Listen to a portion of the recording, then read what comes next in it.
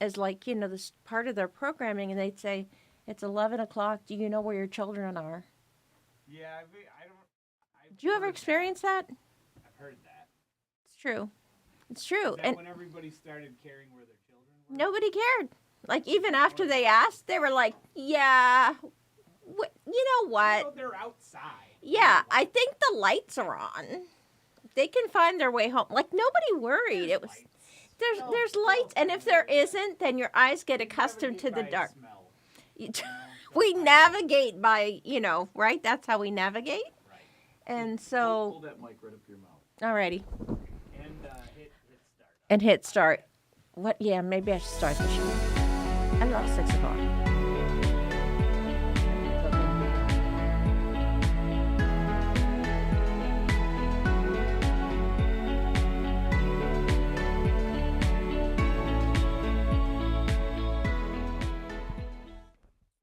Hi, I'm Sue. Welcome to Fireside Chat. I just kind of rolled in a few minutes ago, and it's been a kind of busy, I'd say, like the last month. It's so great to be back in Rochester. Truly, honestly, I think it's my favorite place, like in the universe, and I'm just really grateful, to have these friends and to learn from them. So I'm gonna start learning how to edit. I'm gonna sign up for a class and learn how to edit, and then I can do some fun things because I really don't do any editing at all, and I just kind of roll in and I give you myself, and that's all I do, right? That's all I do. But you know what? We have a good time. We do have a good time. We had a little cookie tasting last week there, and that was super fun. And I think I will be getting another box of cookies. And so, like I'll kind of see what those varieties are. Uh, but it'll be super fun. So I was thinking about, um, like, there were some pretty interesting cases this week, like Corey Richins in Utah, which was Utah versus Corey Richins. Turned out to be quite an interesting trial. So she's the about 35-year-old mother of three boys who actually is a convicted murderer now. So she bought some drugs, and they were fentanyl, and so that's super deadly. A few nanograms of fentanyl will kill anybody. It's just ridiculous, like on the head of a pin type size of fentanyl. And so it's something else altogether. But anyway, yeah, so she did get convicted. It was a very interesting trial. It went a couple weeks, 3 weeks, and the jury, oh my God, they were so fast with their verdict. They came back in within 3 hours. They all agreed, and they all unanimously said, "Yep, she did the murderer. She did the murdering, and she also did some fraud and forgery, and so it's like insurance fraud, probably wire fraud, forgery, and tried to take out a home line of credit on a house that isn't hers. It was her husband's house." And so, rightfully so, on her wedding day, the mother of the groom went over to her in person and said, "Here's a prenup I need you to sign today," before she married this husband. To the poor husband, I feel bad for him. So, unfortunately, what ended up happening is that, really, if you think about it, that prenup was kind of like a death sentence for him because he had a very successful business making about 400,000 a year as a stonemason. And my God, people are paying a lot for stonemasonry work, if you know what I'm saying. And yeah, so she kind of went to the bank a couple times and tried to use his identity, his good credit, and signed his name to things. And so he did find out about it. There is such a thing called key person insurance. And so he was partners with a friend of his from like grade school. And so key person insurance is where you write a policy, you have a policy on your partner, and the partner has a policy on you.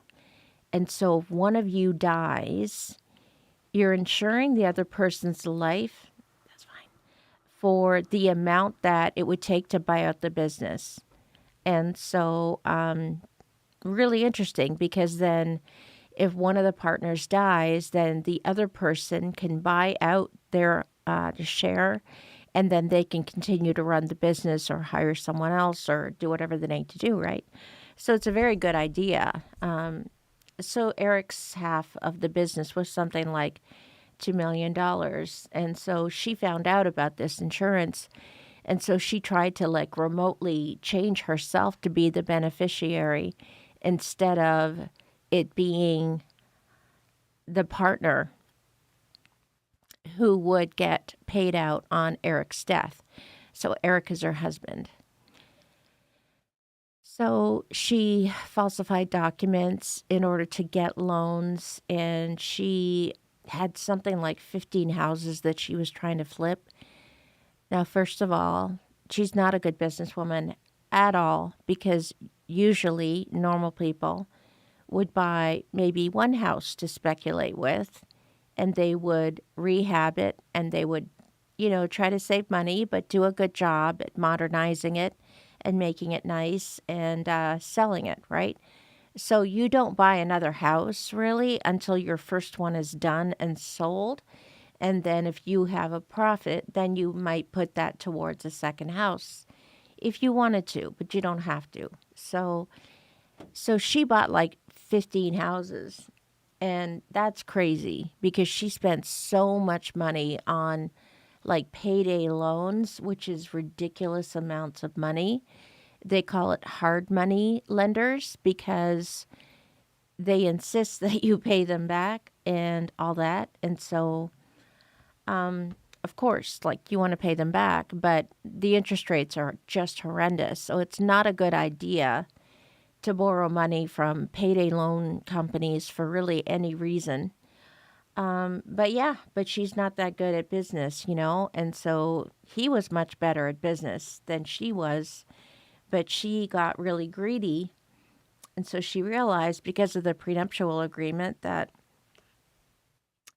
if he died, then she'd have half of the business.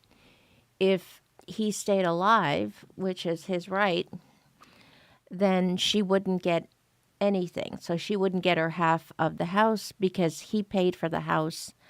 It was 100% his house. So she didn't have any ownership claim to the house at all. So the only way that she could get away with some money and perhaps get rid of her husband is she decided that she would murder him. And so she bought some fentanyl and from her housekeeper and made a drink for him. And before that, she tried killing him on Valentine's Day by giving him a sandwich that had something that he was allergic to.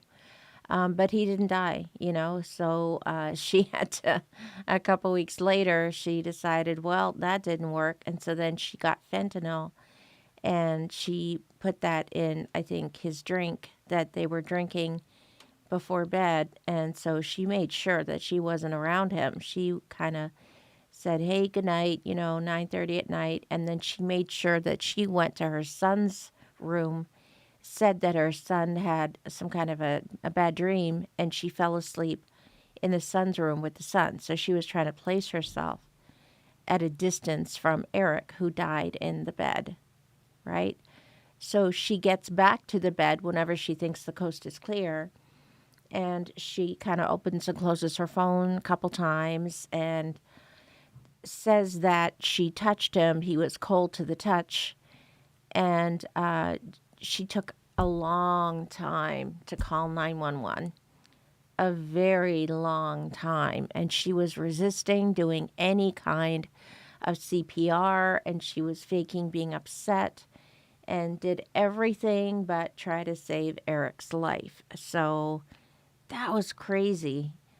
But yeah, there's so much evidence with phone evidence and, motion tracking and toxicology and stomach contents and the testimony from the person who bought the drugs and then the testimony of the drug dealer and everyone, that she kind of had in her life, she used them and got money out of them. So she had a boyfriend that she was using for his handyman skills and expertise. And so she let him live in one of the houses that he was renovating. And don't know how she paid him, but she didn't pay him like cash exactly.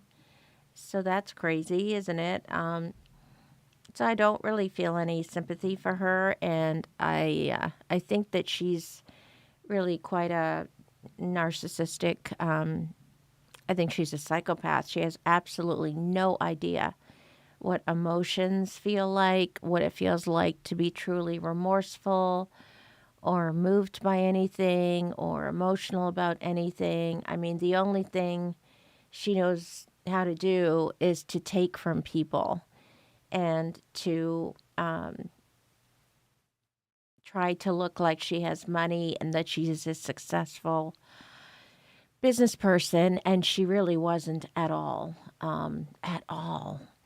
And so everyone who, was in the husband's family were absolutely convinced that she did not mean him well. And so on Valentine's Day one year, he ate the sandwich that she brought to him and got really sick and started breaking out in hives because it was like it was obviously whatever he was allergic to. So then he kind of made it, I guess, home, took his son's EpiPen, and kind of went to sleep. So she must have been very disappointed that he woke up and that he was fine, because that's when she decided, I need the Michael Jackson stuff. So kind of tells you everything you need to know because she wanted stuff that would kill. So, yeah, pretty crazy, right? So when Eric actually found out that she was trying to change the insurance beneficiary, she found out because insurance companies, keep track of these changes. And if there's a change and it doesn't look like it's authorized, like coming from the person who owns the plan, like they can call you up and say, someone's trying to change the beneficiary. Is this you? And you can say, yeah, that's me. I just, got some information. I needed my kids' information. And so I just put it in and I want them to continue to be my beneficiaries. So not her. So she was trying to change the beneficiary from his business partner to herself. And she also took out like a line of credit for like $250,000. She took out a $1.5 million insurance policy. She took $45,000 from her best friend and then did not put it towards the house that she told her friend that she was paying for, that the friend was paying forward to $45,000. And so the friend got evicted with her family, even though she thought she paid $45,000. So yeah, that's pretty despicable to do that to someone, especially your best friend, especially somebody who continues to support you and is there for you all the way through everything that she caused that happened to her. So yeah, so her family, they were kind of on high alert because Eric himself, he was like, I think she's trying to kill me. And so I think that we're going to have to like set up a trust or something because I want to make sure that my three kids are not affected by her, that if she tries to kill me, then I want to make sure that they are taken care of no matter what she does. So he set up a trust. He had to go through his brother in law because she checks email and all that. So he set up a trust and to protect the children. He placed his home inside of it, probably put his business inside of it, and generally left her out. So, of course, he didn't tell her about this. And that was probably not a good idea because if she doesn't know that she will not gain by killing him, then she could absolutely kill him. Recording and in then progress. She could kill him, and then she could, right? She could do that for nothing. So she got convicted of the crimes. She's going to be sentenced in May, and that's ironically on his birthday, which is crazy. He would have been 44. And so it's kind of interesting, the way things work out. So she probably thought that they weren't going to do a toxicology. They weren't going to do an autopsy. Like they wouldn't check to see if the signatures were forged. Like she fully expected that the day after he died, that she would be rich and she would have the house and everything, right? She thought that she'd be entitled to everything that he would have left behind. But she didn't know about the trust, and she didn't know that she actually, was left out of everything. And so it's kind of interesting that she really, really killed him in a sense for nothing because she didn't get anything. She just got, life in prison is probably what she's going to get. But anyway, yeah, it's kind of a crazy thing, right? So in that case, in her situation, I think it would have been helpful for Eric to let her know that if he dies, she doesn't get anything, so that there wouldn't be this huge incentive due to the prenup and due to this trust. Because she didn't know about the trust, she killed him, right? And maybe he would be here today if she actually knew what the repercussions of getting rid of her husband would be for her. So really, nobody feels sorry for her. She wrote this letter when she was in jail called the Walk the Dog letter, and it was basically instructing her mom and her brother how to be witnesses. Say what? Say hello. Yeah, I know. I'm just continuing, right? Just continuing. But I'll go back. I'll go back to the beginning of the story because I'm halfway through the story. So I'll go back to the beginning. This is him. We have an AI chatbot. So on your iPad, hit your solo button up yourself. That is so funny. Oh my God, that's so funny. I could do that. A chatbot. That is the funniest thing ever. The last place I thought I'd see it is CMN. So I do have an iPad. And is it pink? I want to see. Yeah, it's pink. Apple gets me. They totally get me. And now they have an Apple Neo, and it's blush pink, and I really hope it's in my future. It's only $599. It's totally worth the money. So because we weren't recording, you might have missed the beginning of the story. So the beginning of the story, just to recap a little bit, is that this court case just concluded this week. It was a 3-week-long trial, and the person who was on trial is a mom of 3 who lives in Utah, and she decided to do away with her spouse, and she did some crazy things. So she tried, first attempt on her husband's life was Valentine's Day. So she bought a sandwich for him and put something that he was extremely allergic to in the sandwich, and then kind of gave it to him at work, kind of left. And then he got really horrible symptoms, started breaking out in hives. So he ran, rushed home and used his son's EpiPen. And then I think he went to sleep. And so she must have been quite disappointed that he went home and then woke up and he was fine. He was still around. And so she decided, okay, well, that didn't work. So she got some, as she says, the Michael Jackson stuff. So she got her housekeeper to get some of these drugs that are so deadly that a few like nanograms of it are absolutely fatal.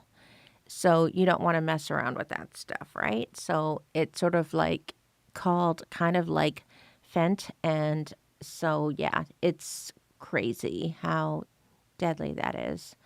But yeah, so she gave it to him one night and made sure that she wasn't in the room at the time. So she went off to lay down in her son's bed because apparently he had a nightmare.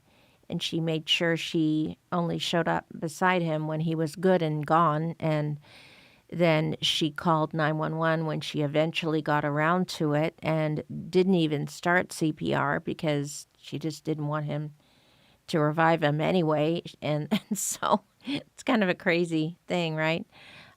So then the family comes over and she calls her mom over. And her mom actually benefited from a partner that she lived with who died of a drug overdose. And the mom got the insurance money. So I think they might be checking into her mom. But it's such a coincidence, isn't it, that there would be a drug overdose that would result in her mom being paid out by insurance. And here her daughter, who's quite conniving, had the same situation. So it's a little suspect, right? The jury was only out for 3 hours and they came back with unanimous verdict, absolutely guilty on all counts. So she not only did away with him, but she also falsified documents. She forged his signature. She took out insurance policies on his life, on the children's lives, on his business. She made herself the beneficiary of everything. So, in the midst of all of that, she didn't know that her husband found out because insurance companies sometimes call you if you're changing beneficiaries and they're like, are you sure you wanted to do that? Just wanted to make sure that was your wishes. And so he was like, no, the key person insurance is on my partner, and my partner has key person insurance on me. It absolutely should not be beneficiary being my wife because that's not what that was for. It was so that any one of us partners could buy out the other if something happened to either one of us. That's called key person insurance. It's a really good idea if you're in a partnership. And so, right. So she did end up, succeeding. And the family was just distraught. And, but because the husband set up a trust, he put his own house in the trust, so she had no claim to it. He put his business in the trust, so again, she had no claim. And he put everything, to protect his sons inside of that trust so that she would not have access to anything. So he was right because she probably decided, after that prenuptial agreement, I'm only going to make money off of him if he's not here. So that kind of signed probably his death warrant, which normal people don't, do that to their husbands and wives during their wedding. They just don't do that. So I'm very glad that this mother of the groom made her sign like before she married the husband, because she obviously, was willing to do whatever she had to. So she cheated and swindled every friend she ever had. She had a boyfriend on the side. She cheated like with him too. And so I'm really glad that Eric found out about what she was doing and what she was planning to do, and that he had an opportunity to create the trust to protect the children from her. So she's going to be in prison for a long time. They're going to do sentencing in May. And ironically, it's on Eric's birthday, 44th birthday. And so I'm sure he's going to be watching that with bated breath, right? And I wonder, kind of wonder like what he must be thinking. But seemed like a really good guy. I think my favorite person from the trial was really the boyfriend handyman, because he was such a beautiful soul. Like he was very authentic, and he, was just kind, and he just loved her. And I'm like, man, what do you see in her? Because she's really a psychopath. But he didn't know that. And a lot of times, people who are psychopaths, they know exactly how to cover up what they are. Yeah, so it's really sad, really, because the kids don't have a mother or a father. But hopefully, they're surrounded by Eric's family who have taken them in, and they have cousins, and they have, a home and a life, and they're going to be all right, I think. It's just really sad. A lot of us are really sad that they don't have their parents. Um, but yeah, it's kind of interesting. Some of these cases, they're very interesting, like the way that people think. They think that they're getting away with things. And so then they do these crazy Google searches, which are so incriminating. They start buying phones and then, taking out SIM cards, or trying to delete messages and things like that. And, by now, people should realize that really everything is findable, whether it's internet or whether it's on your devices. Things can be recovered. So, really, if you are planning something nefarious, you're probably going to get found out. So, it was very interesting to watch the trial. And I've been listening and watching this gentleman. He has a podcast. His name is Tony Bruschi, and he has a co-host called Robin Dreek. And Robin is retired FBI trainer in behavioral science. And Tony, not sure what his background is, but he asks really good questions. He writes really good episodes, and I really like to watch and listen to him and his guests. He has two really good guests that come on regularly. One of them is called, I think, Siobhan Scott, and she is a psychotherapist, and she is so good at commentating and just observing, what people feel. She's really good at expressing that. And this defense attorney prosecutor, Eric, that's his last name. I can't remember his last name. Really, really good at speaking about these cases and what it feels like to be the attorney, and how he would dissect that crime and how he puts together his cases. Yeah, he's quite young. I can't remember his last name, but he's a regular contributor. So the sentencing is going to be in a couple weeks. If you're interested in this case, check it out. And until then, we'll talk. Okay. Enjoy the evening, and thank you for listening. And I'll see you next time. Thank you.